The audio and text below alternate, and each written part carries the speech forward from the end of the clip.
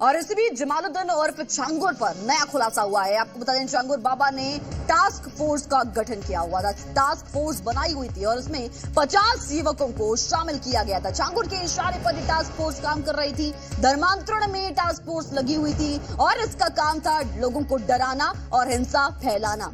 बलरामपुर की कोठी में ये 50 युवक रह रहे थे। वो आलीशान कोठी जो छांगुर के द्वारा अपने लिए बनाई गई थी, वहां पर इन युवकों को पूरी सुविधा मुहैया कराई जा रही थी। कोठी में इन युवकों का ब्रेन वॉश किया जाता था और छांगुर का फरमान ही इनके लिए अंतिम आदेश होता था। आपको बता दें, छांगुर खुद को धर्मगुरु के रूप में इनके सामने पेश करता था और युवकों को ये बताता था कि वो आध्यात्मिक सेवक है। इन 50 युवकों को स्पेशल ट्रेनिंग दी गई और छांगुर के लिए ये पूरी तरह से वफादार थे। एटीएस इन युवकों की गहरी जांच कर रही है। धर्मांतरण में इनकी भूमिका की जांच भी लगातार की जा रही है। धर्मांतरण का काला खेल खेलने वाला छांगुर और जलालुद्दीन का प्लान बेहद खतरनाक था। एक खास मिशन के तहत छांगुर धर्मांतरण के जरिए देश की डेमोग्राफी को बदलने में लगा हुआ था, लेकिन अब उसके सारे खेलों का पर्दाफाश हो रहा है। उत्तर प्रदेश एटीएस धर्मांतरण से जुड़े सबूतों की तलाश में उसे लेकर बलरामपुर भी पहुंची।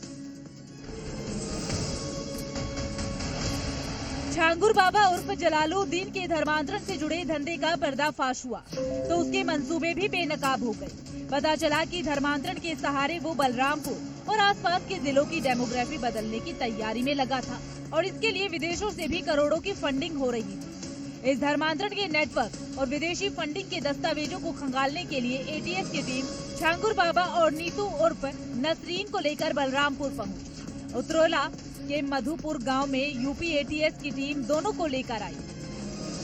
छांगुर के धर्मांतरण वाले इस खेल का पर्दाफाश लखनऊ में कुछ लोगों के बयान के बाद हुआ था, जिसके बाद होटल से छांगुर बाबा, उसकी हमराज नीतू उर्फ नसरीन को गिरफ्तार किया गया। जांच में खुलासा हुआ कि छांगुर बाबा अवैध धर्मांतरण का एक संगठित नेटवर्क चला रहा था। हिंदू लड़कियों को प्रेम जाल में फंसाकर उनका धर्म परिवर्तन करवाया जाता था।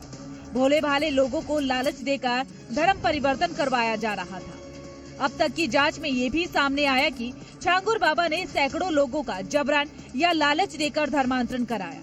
खुद छांगुर बाबा ने 15 साल से धर्मांतरण कराने की बात कबूल की। अब छांगुर बाबा उर्फ जलालुद्दीन और नीतू उर्फ नसरीन दोनों ही एटीएस की रिमांड में है। यूपी एटीएस की टीम इन दोनों की हर एक राज का फाश करने में जुटी है। ब्यूरो रिपोर्ट, जी मीडिया।